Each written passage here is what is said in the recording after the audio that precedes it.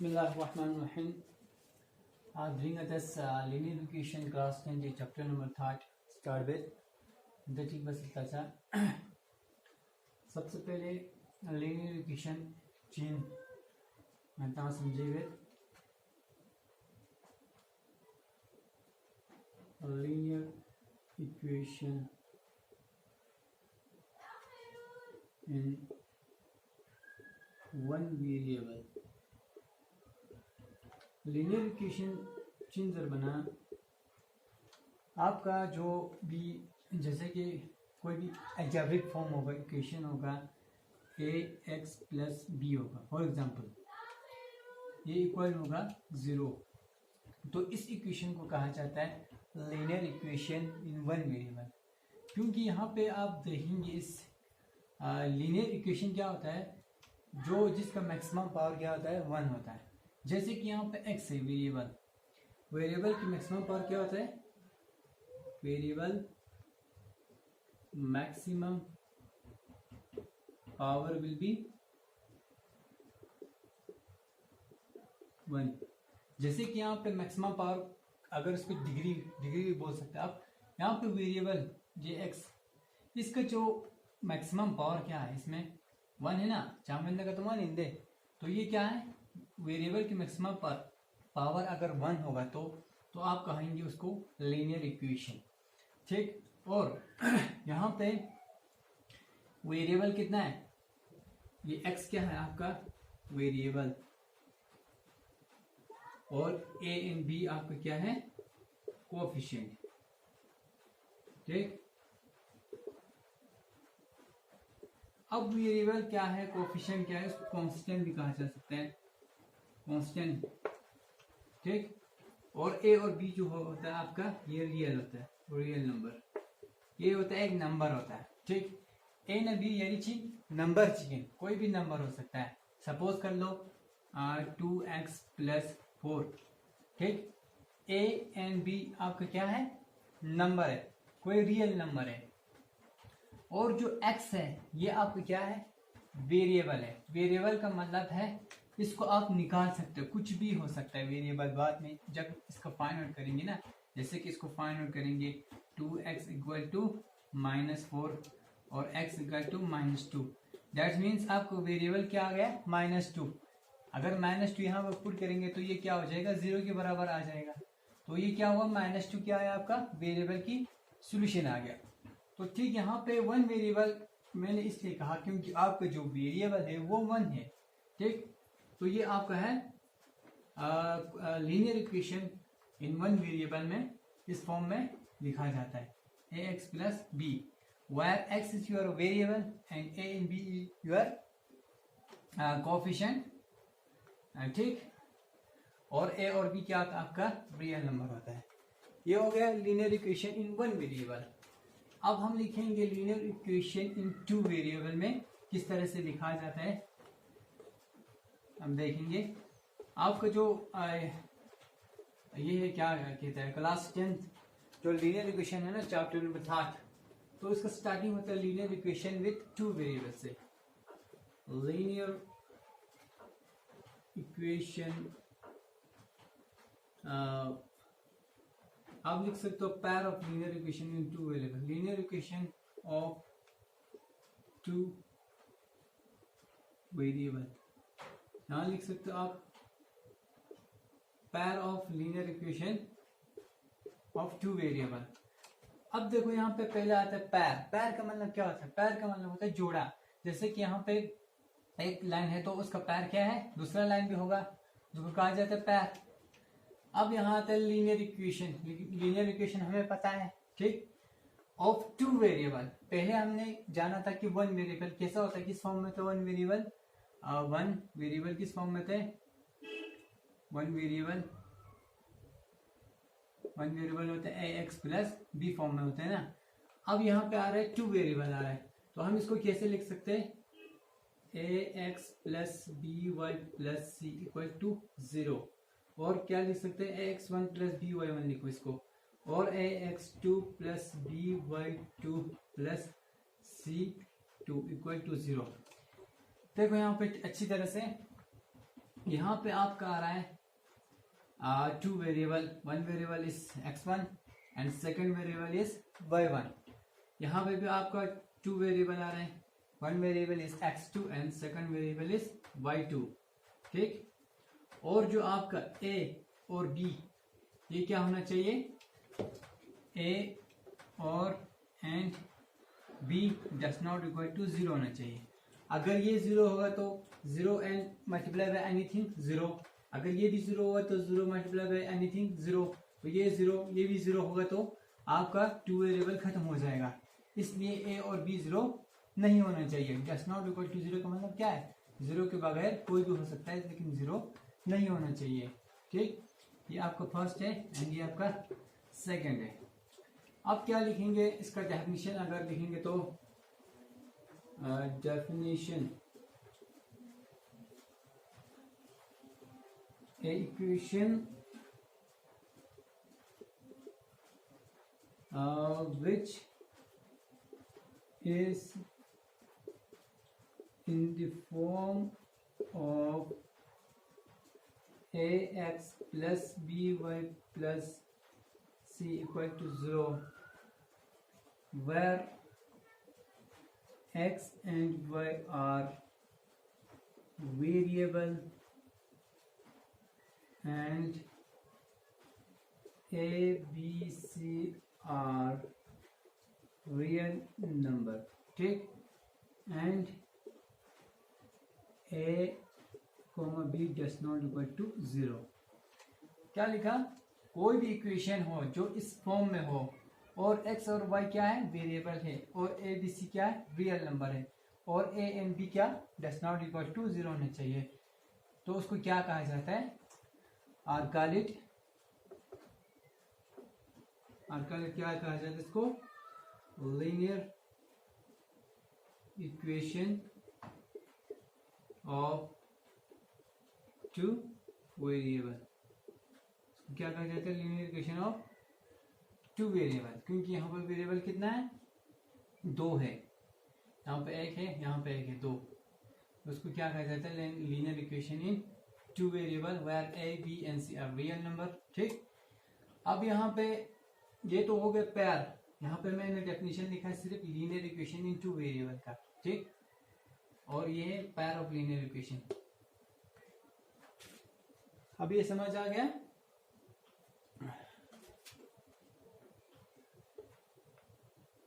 अब यहाँ पे मेथड देखेंगे, कौन कौन से मेथड है जिससे ये फाइंड आउट कर सकता है, लीनियर इक्वेशन को किस तरह से फाइंड आउट किया जाता है।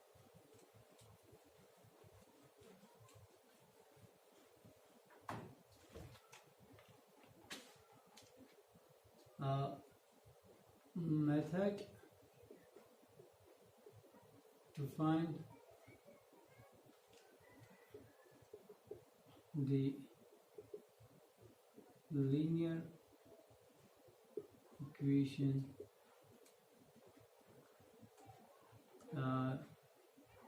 of two variable. अब क्या है यहाँ पर मेथड क्या क्या है, method to find the linear equation of two variable. अब कौन कौन से मेथड है जिससे यहाँ पे लिखो द पेयर ऑफ, यहाँ पे लिखो pair of linear equation of two variable. अब कौन कौन से मेथड है जो pair of linear equation of two variable को निकाल सकते हो, मतलब मतलब इसको इक्वेशन को निकालने के लिए कौन कौन से मेथड है। एक आपका है ग्राफिकल मेथड, और दूसरा है आपका अलजेब्रिक मेथड। ठीक, अब ग्राफिकल मेथड क्या होता है हम डिस्कस करेंगे, और अलजेब्रिक क्या मेथड होते हैं वो हम बाद में डिस्कस करेंगे। पहले ग्राफिकल मेथड।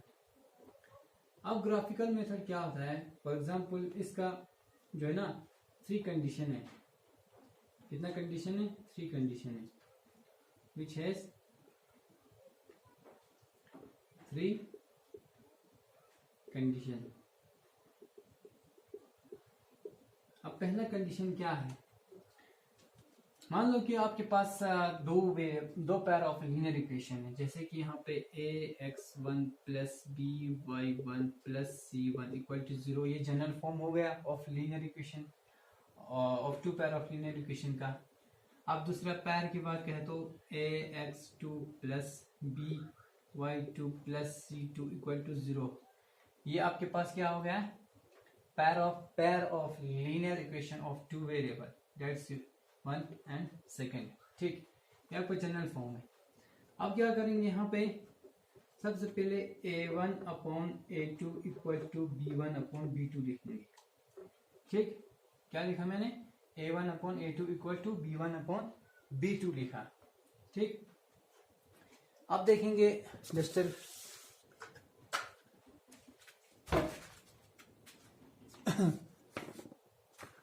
अब हम कोई इक्वेशन ले लेंगे, इसकी जगह यहाँ पे लिखेंगे 2x प्लस लिखेंगे 3y प्लस 4 इक्वल टू 0, और दूसरा इक्वेशन ले लेंगे हम 3x plus 4y 3x plus 4y plus 9 equal to 0।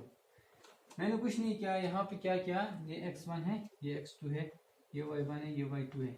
मैंने कुछ नहीं किया, यहाँ पे क्या किया, जो a है आपका, ये आपका रियल नंबर है, इसकी जगह मैंने कोई रियल नंबर सा एक नंबर ले लिया, x1 एज इट इज, और b की जगह b भी आपका रियल नंबर है, c भी आपका रियल नंबर है, मैंने लिखा 2 3 4 और 3 4 9। अब क्या करें, यहाँ पे a1 upon a2 b1 upon b2। अब a1 आपका क्या है, यहाँ पे 2 है, इसकी जगह 2 अपॉन इसकी जगह 3, इसको मैंने फ्रैक्शन में लिखा, equal to b1 upon b2। b1 क्या आपका 3 एंड 4, 3 अपॉन 4। आपको नजर आ रहा है क्या 2 अपॉन 3 इक्वल टू 3 अपॉन 4? नहीं आ रहा है ना, तो ये क्या हो गया, ये डस नॉट इक्वल टू हो गया। ये क्या हो गया, ये इक्वल नहीं हुआ, ये इक्वल नहीं हुआ, तो ये भी क्या इक्वल नहीं हुआ। a1 upon a2 does not equal to b1 upon b2। अगर ये इक्वल नहीं है तो, अगर ये इक्वल नहीं है तो जो इसका ग्राफ होगा, इसके लिए अलग से ग्राफ, इसके लिए भी ग्राफ होगा ना, वो कैसा होगा, वो एक ऐसा होगा जहां पर एक पॉइंट, और मैं बाद में आपको ये ग्राफ कैसे फाइंड आउट करते हैं वो मैं सिखाऊंगा, लेकिन अभी के लिए याद रखना, जो आपका ग्राफ होगा ना, ये किस तरह से होगा, इस तरह से होगा जहां पे एक पॉइंट पे ही ये दोनों क्या करेगा, इंटरसेक्ट करेगा। क्या करेगा, इंटरसेक्ट करेगा। अब इसके लिए 3 पॉइंट क्या क्या आएगा, पहला आएगा एक इंटरसेक्ट, INTERSECT, ठीक, इंटरसेक्ट होगा। अब इंटरसेक्ट होगा ये, ठीक। अब दूसरा पॉइंट क्या होगा इसका, ये इसका सॉल्यूशन क्या होगा, सॉल्यूशन वो होता है जहां पे लाइन जो है टच करते हैं, ये एक ही जगह पे टच करते हैं ना यहाँ पे, तो इसका सॉल्यूशन क्या होगा, ओनली वन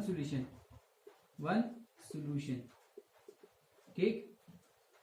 और तीसरा इसका पार्ट क्या होगा, तीसरा क्या होगा, अगर इसका सॉल्यूशन आता है तो, सॉल्यूशन किसी भी इसका इक्वेशन का सॉल्यूशन जब आता है तो उसको कहा जाता है कंसिस्टेंसी, उसको क्या कहा जाता है, कंसिस्टेंसी, ठीक। ये तीनों याद रखना, ठीक।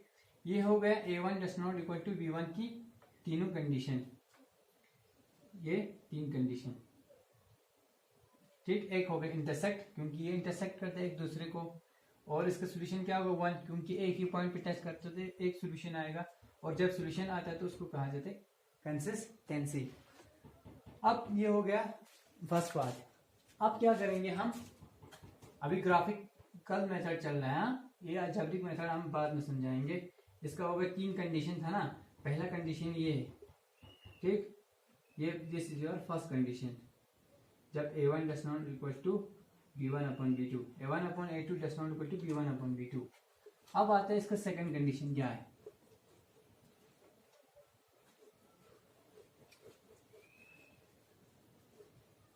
अब सेकंड कंडीशन क्या है, कंडीशन सेकंड क्या है, a1 upon a2 equal to b1 upon b2 equal to c1 upon c2। ये मैंने अभी लिखा, ये अभी आपको लिखना नहीं है, आपको क्या करना है, इसको लर्न करने की क्या होता है। इसकी जगह हम कोई इक्वेशन ले लेंगे, जैसे कि यहाँ पे कोई इक्वेशन दिया हुआ है, इसका इक्वेशन है 2x plus 3y plus 4 equal to 0 और सेकंड इक्वेशन दी है 3x plus 4y plus 8 equal to 0। अब क्या कर लेंगे हम फिर से a1 अपॉन a2 2 अपॉन 3। ठीक, इक्वेशन क्या है ये 4x प्लस 6y प्लस 8, यहाँ पर लिखो 4, यहाँ पे लिखो 6। अब देखो a1 upon a2 2 upon 4 equal to b1 upon b2 3 upon 6, c1 upon c2 क्या लिखेंगे 4 अपॉन 8। इसको क्या लिख सकते हैं 1/2 और 1/2। ये क्या होगा 1/2 इक्वल टू 1/2 इक्वल टू 1/2। ये तीनों क्या हो गया इक्वल हो गया। यहाँ पे क्या हुआ था equal, a1 upon a2 equal to b1 upon b2 equal to c1 upon c2। अब क्या होगा, इसके लिए अलग से ग्राफ होगा, इसके लिए भी ग्राफ रिप्रेजेंट किया जाएगा। अब ये ग्राफ कौन सा होगा, ये तीनों इक्वल है ना, तो ये क्या होगा इसके ऊपर दूसरा ग्राफ और होगा, इसी की लाइन के ऊपर ही होगा। मैंने थोड़ा टेढ़ा कर दिया, ये एक लाइन है तो दूसरा लाइन क्या होगा इसी के ऊपर होगा। क्यों होगा, क्योंकि ये तीनों क्या है इक्वल है। ठीक, इसी लाइन के ऊपर दूसरा लाइन होगा। ठीक, अब इसका कंडीशन क्या लिखेंगे, पॉइंट पहला पॉइंट क्या लिखेंगे, ये क्या होगा एक दूसरे के ऊपर होगा, तो ये क्या होगा कोइंसिडेंट करते हैं ना, कोइंसिडेंट, क्योंकि एक दूसरे के ऊपर है कोइंसिडेंट। और दूसरा पॉइंट क्या होगा, इसका सॉल्यूशन क्या होगा, मैंने कहा तो सॉल्यूशन वो होता है जो एक लाइन अगर एक लाइन को टच करता है तो इसका सॉल्यूशन 1 होगा। तो ये तो एक के ऊपर एक है तो बहुत सारे सॉल्यूशन होगा, क्योंकि ये एक लाइन दूसरे लाइन के ऊपर टच करते आ रहे हैं ना, तो स्टार्टिंग से टच करते आ रहे हैं एंड तक टच करते जा रहे हैं। तो ये क्या होगा इसका सॉल्यूशन, यहाँ पे भी, यहाँ पे, यहाँ पे, यहाँ पे भी, कहीं भी हो सकता है। तो इसका क्या होगा इनफाइनाइट सॉल्यूशन। ठीक, अब जब इसका सॉल्यूशन आ रहा है, इनफाइनाइट आ रहा है, आ तो रहा है ना, इनफाइनाइट कुछ भी हो सकता है, तो इसको क्या होगा, इसको कहा जाता है कंसिस्टेंसी। ठीक, ये हो गया। अब तीसरा कंडीशन, ये हो गया दूसरा कंडीशन। मैंने यहाँ पे देखो, जब मैंने स्टार्टिंग में किया था A1 जो फर्स्ट कंडीशन था ना, ये था आपका फर्स्ट कंडीशन। अगर डस नॉट इक्वल टू 0 होगा तो a1 upon a2 does not equal to b1 upon b2 होगा, तो तब इसी को ही लेना है। जब ये इक्वल हो जाए, ये इक्वल हो जाए तो हमें c1 अपॉन c2 भी लेना है। जब ये इक्वल हो जाए, याद रखना, जब ये इक्वल हो जाए तो c1 अपॉन c2 को भी लेना है। जब ये इक्वल नहीं होता है तो इसको यहाँ तक रखना है, c1 अपॉन c2 से कंपेयर नहीं करना है। जब ये इक्वल होता है तो तब कंपेयर करना है c1 अपॉन c2 से। अब थर्ड कंडीशन आ रहा है हमारा।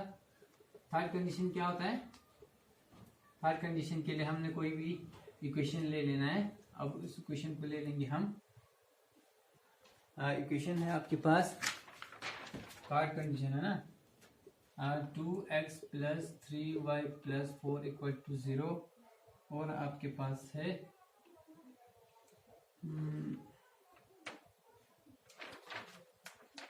तो यहाँ पे लिखेंगे 3x प्लस 2y, यहाँ पे लिखो 3x plus 2y minus 4 equal to 0, और 6x plus 4y plus 9 equal to 0। अब क्या कर लेंगे, a1 अपॉन a2 इसको मिटा दो। पहले हम यहाँ से देखेंगे a1 अपॉन a2 क्या आया 3/6 equal to b1 upon b2 2/4 equal to c1 upon c2 minus 4 upon 9। ठीक है ना, यहाँ पे 9 है। अब क्या करेंगे 3 अपॉन 2 6, 2 अपॉन 2 1/2, ये हो गया 1/2, ये हो गया 1/2, और ये हो गया minus 4 upon 9 as it is. यहाँ पे क्या हुआ a1 अपॉन a2 इक्वल है ना, a1 upon a2 equal to b1 upon b2, क्योंकि a1 अपॉन a2 और इक्वल है b1 अपॉन b2 से। ये लिखा, मैंने कहा था जब ये इक्वल है तो c से कंपेयर करना है, तो c से कंपेयर करना है तो c क्या हमारा, ये इसके इक्वल नहीं है ना, ये तीनों इक्वल नहीं है, ये सिर्फ ये दो इक्वल है, तो ये does not equal to c1 upon c2। अब ये कंडीशन क्या होगा c1 अपॉन c2। अब इसके लिए भी अलग से ग्राफ, इसके लिए भी ग्राफ होगा, और वो ग्राफ कैसा होगा, वो ग्राफ होगा पैरेलल ग्राफ होगा। क्या होगा पैरेलल।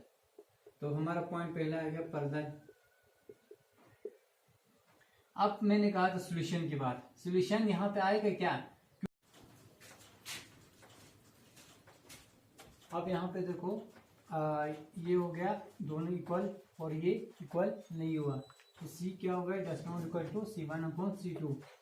अब इसका पॉइंट, पहला पॉइंट क्या होगा, मैंने कहा था इसका ग्राफ और इसका ग्राफ जो है ना वो क्या होगा, पैरेलल होगा। ठीक, तो आया इसका parallel first point. Second point क्या होगा, इसका सोल्यूशन क्या होगा, मैंने कहा था जब ये पॉइंट आपस में मिल जाता है तब इसका सोल्यूशन होता है। ये पॉइंट आपस में कभी नहीं मिलेगा क्योंकि ये पैरेलल है, तो इसका क्या होगा, नो सोल्यूशन।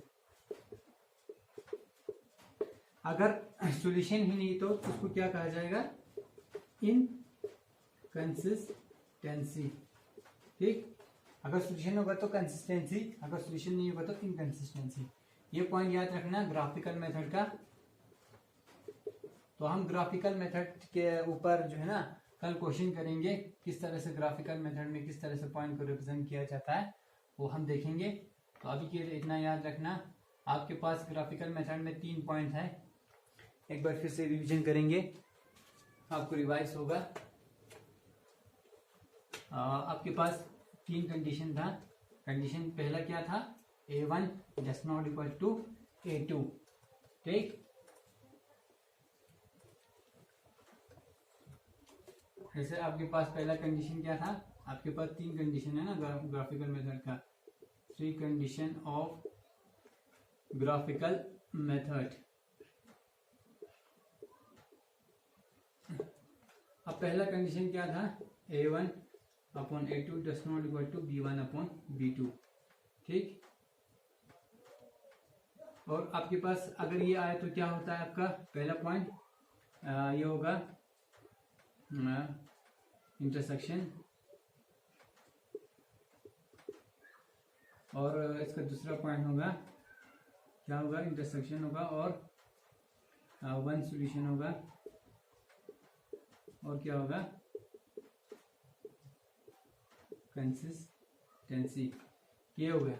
अब दूसरा होगा क्या, A1/B1/C1, A2/B2/C2।